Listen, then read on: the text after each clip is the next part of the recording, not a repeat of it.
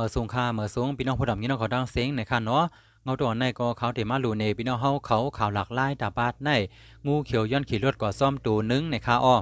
ข่าวร้องในก็เป็นที่หน้าเมืองไทยเป็นเมื่อในวันที่12เดือนที่1ปี2024ในค่ะเนาะ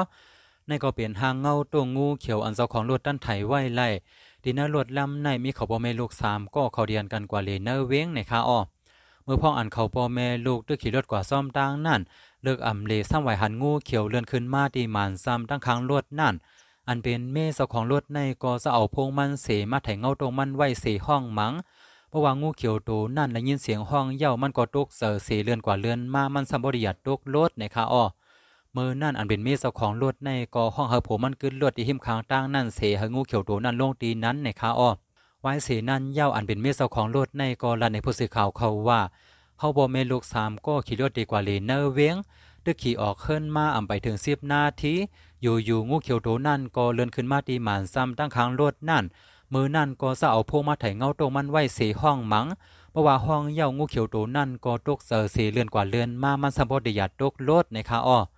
และในก็เป็นทางเจ้าของรถซี่ในป้ายรถยนต์อันงูเขียวเลื่อนขึ้นมานั้นในค่ะเนาะป้ายรถลำในซ้ำเป็น9969ในค่ะอ้อ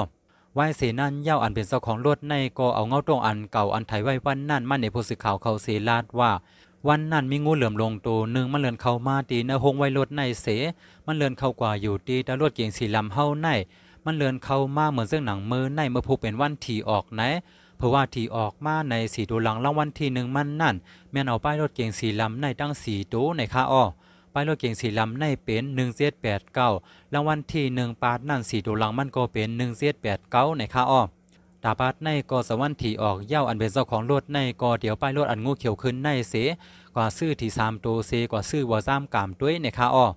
สังว่าเพอเสมีก็ซ้ำด้วยกันค่ะเนาะที่3ตัวปาดในอยู่สร้างมาอยู่3ตัวมันก็2ตัวมันในค่ะเนาะ2ตัวมันในเก่าเสียวก็66นั้นก็6996ซึ่งไหนในค่ะเนาะ